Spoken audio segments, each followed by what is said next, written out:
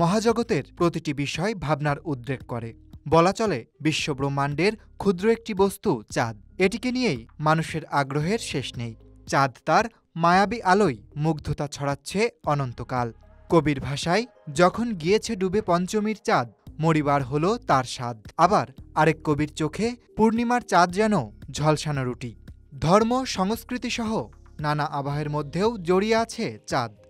কবিতা, বিজ্ঞান, মানুষের দৈনন্দিন জীবনে হাজার বছর ধরে ভিন্ন আবহাওয়া তৈরি করেছে পৃথিবীর এই নিকটতম প্রতিবেশী।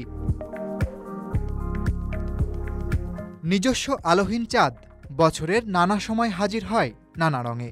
চাঁদের দুটি রূপ, একটি পূর্ণিমার ঝলমলে রূপালী আলো, আরেকটি অমাবস্যার ঘন কালো। কখনো লালসহ নানা রঙেও দেখা যায় পৃথিবীর এই একমাত্র উপগ্রহকে।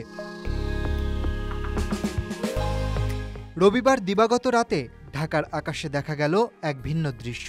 পূর্ণগ্রাস চন্দ্রগ্রহণে কালচে লাল রঙে ধরা দিল চাঁদ। ঢাকার অনেক বাসিন্দাই চাঁদের এই রূপ দেখেছেন।